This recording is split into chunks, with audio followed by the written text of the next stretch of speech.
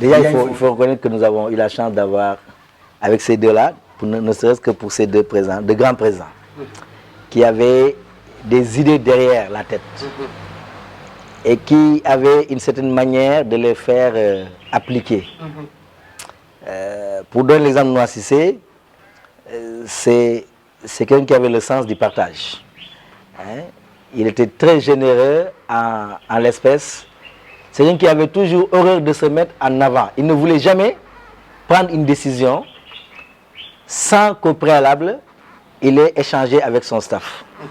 Et son staff, c'était moi naturellement, c'était Dramé, président de section de football, et c'était Ibou Dabo, qui s'occupait des finances. Et c'est pourquoi d'ailleurs, les détracteurs de cette période-là n'ont pas manqué de dire la bande des quatre. Le cas était géré par quatre personnes. Voilà. Mais c'était parce que Noissé avait privilégié il avait dit d'abord que le grand nombre ne réglait rien. On était tout le temps comme directeur avec 33 personnes, etc. En réalité, ça n'avait jamais porté ses fruits parce que les gens, ils ne venaient que pour des réunions et après ils disparaissaient. Pour l'aspect opérationnel, il n'y avait pas de suivi.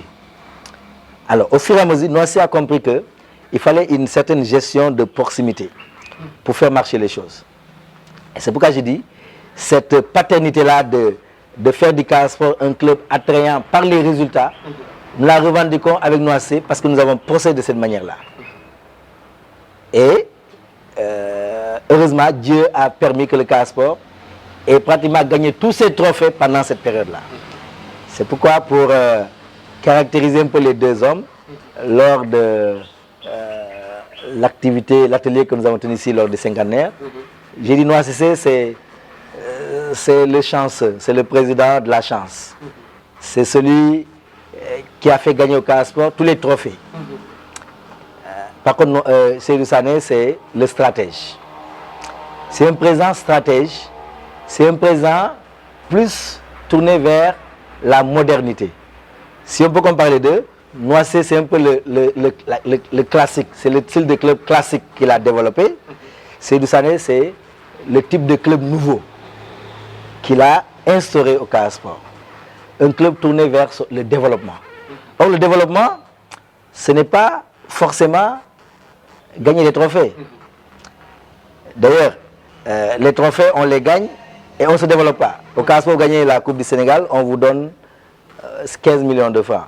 Alors que vous avez des dettes qui... Vous aurez dépensé peut-être 50 millions pour arriver en finale. Vous gagnez le championnat au Sénégal, avec la Ligue Pro, vous recevez 20 millions.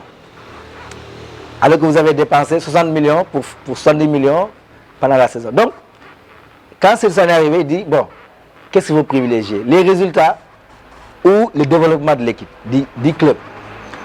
Faire du Casa Sport un club de demain. Un club avec des infrastructures. Un club avec une visibilité. Un club avec une possibilité de vendre des joueurs et de permettre à ce que cette vente de joueurs-là fasse prospérer le club. Hein? Parce que le développement aussi, c'est des moyens. Alors, est-ce qu'on va être un club où on va connaître à dire on va cotiser? Membre communautaire 30 000 francs, c'est le cas aujourd'hui. Membre de bureau 50 000 francs. Est-ce que ce qui fera entrer de l'argent et personne ne cotise? Ou si les gens cotisent, c'est avec beaucoup de retard, alors que les charges n'attendent pas. Donc, le président Seydou Sané dit, je ne pense pas que ce soit viable. Avant, au Casa Sport, il y avait ce qu'on appelle le club des 10 000. C'est-à-dire que chacun, tous ceux qui sont dans ce club doivent payer 10 000 francs. 10 000 francs, c'est quoi pour faire développer un club? Donc, Seydou Sané, ce qu'il a apporté au Casa Sport, c'est ce qu'on peut appeler l'autonomie. Autonomie financière. Et ça, c'est important. Je vous disais tantôt que le Casa Sport, avec la manne qu'a constitué le transfert de Stéphane, l'a consacré pratiquement au paiement de dettes. Le club n'était jamais à jour. Nous commencions chaque année avec des dettes. Mais pire, pour commencer la saison, il fallait faire des quêtes. Nous allions dans les bureaux, dans les marchés, en tant que dirigeants, pour faire une quête, parce qu'on veut réunir des denrées alimentaires pour organiser un regroupement fermé de 15 jours. Voilà ce qu'était le Casa Sport avant. Aujourd'hui, c'est un vieux souvenir. D'ailleurs, vous, qui êtes à côté du Casa Sport, vous ne connaissez pas cet épisode-là du Casa Sport. Nous l'avons vécu. Tous les jours avec les filles de la section de football, les Ndela et autres, Virginie, on allait voir les commerçants de cette ville-là, de Ziguinchor, qui nous donnent des denrées, des pâtes, qu'on rassemblait pour le faire un regroupement fermé et préparer l'équipe pour la saison. Et nous faisons le regroupement fermé ici à Guibelor. Il n'y avait pas de possibilité d'aller au Cap, il n'y avait pas de possibilité d'aller en Gambie. Aujourd'hui, le Casa peut dépenser jusqu'à 15 millions pour préparer la saison. Et avec des fonds propres. C'est pourquoi je dis aujourd'hui, ce qu'on peut retenir du Casa Sport, c'est le fait, avec Seydou Sané, d'avoir permis le développement du club. Et ce n'est pas pour rien que l'une des dénominations d'un des vice-présidents du Casa Sport, c'est vice-président chargé du développement et de la coopération. Parce que nous avons pensé que ces deux volets-là sont importants. Et ces deux volets, c'est ce que Seydou Sané a développé.